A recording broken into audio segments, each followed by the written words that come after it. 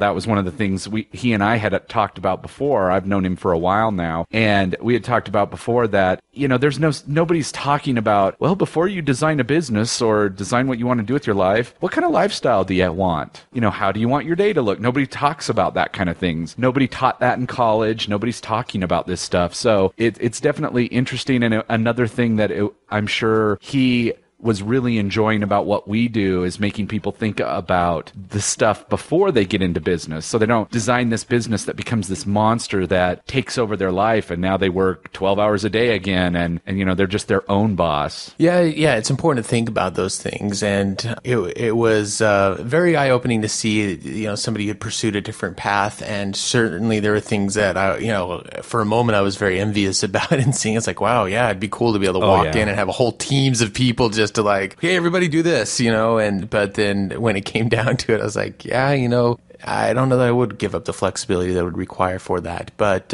whether you're going for the $140 million a year business or the one person, just to make more than enough for your own needs, even if it's not $140 million a year, it's just important to think about those things now. And of course, there's a number of obstacles that people run into as they move along the way. And we wanted to talk a bit about some of those on this episode and some of those reasons that we've seen why people don't succeed in internet business. There's statistics like, 80% of home-based businesses fail in the first year or whatever the case may be. But the cool thing is that if you know the main reasons why those people might fail in that first year, you can actually you can now make it so that you fall into that 20% who do succeed and drastically increase the chances that you will succeed. So we're going to go over some of those reasons in this episode, why people don't succeed in internet business and how you can avoid every one of those reasons and increase your chances of success. So let's jump right into that.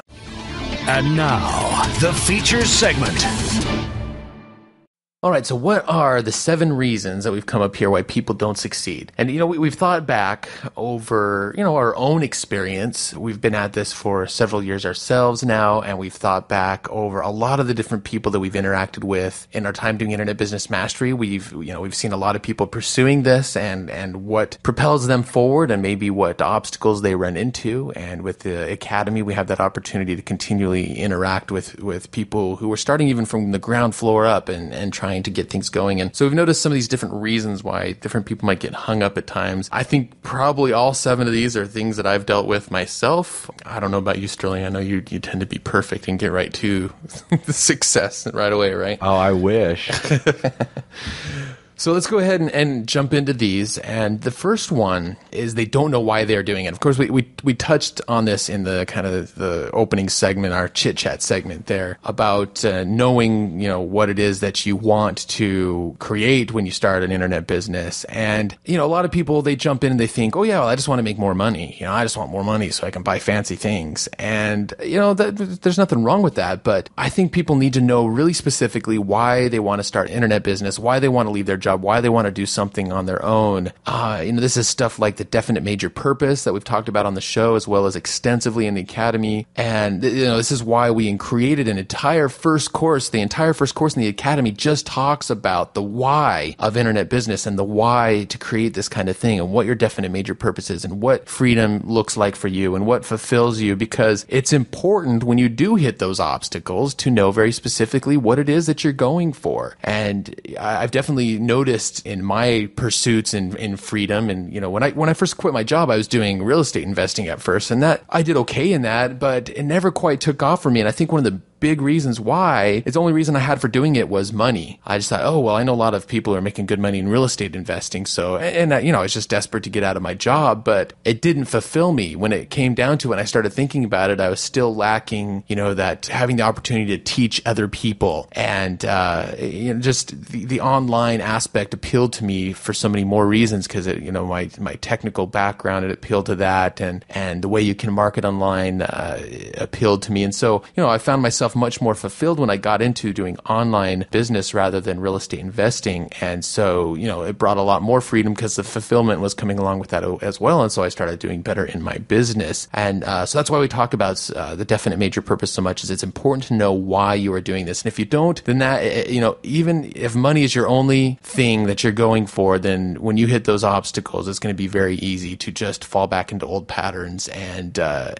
quit, or just give up and have a hard time finding that motivation to surmount the little things that come along, because they will come along, but they are surmountable if you know why you're doing it. Well, for me, the thing that I first started was I started a little business on eBay, and it was physical products. So they actually had to be made, which took a lot of time and effort. And the only kind of goal I had was to make enough money so I didn't have to go back to work.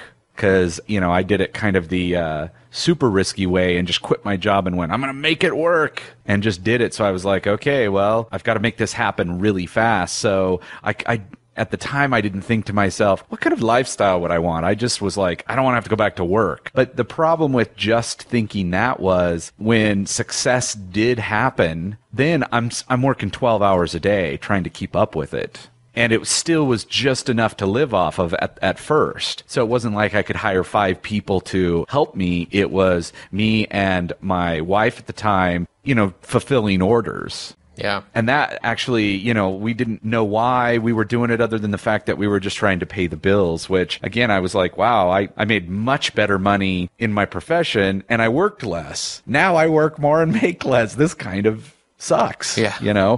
So it wasn't until I started going, okay, well, I see this, there's different ways that I made it all work. And I took the eBay business just to online and switched it over so that people were just coming to my site instead of eBay and all this other stuff, that I switched it to learn about this. And then I started going, well, gosh, now I don't want this lifestyle anymore, this working 12 hours and having to fulfill stuff. So it was a matter of finding out, what is my purpose? Why am I doing this? There's got to be more than just the money, or because the money, especially if it's just survival money, it doesn't last long thinking that's cool. You don't think to yourself, wow, I've just paid the bills this month. That's it. And worked really hard for it. Great. Even if I'm home, if you're working the whole time, what does it matter? So yeah, I did it wrong the first time as well. I made that mistake as well. And now, so the solution we have for this is to create your definite major purpose. You want to know what will fulfill you other than just the money.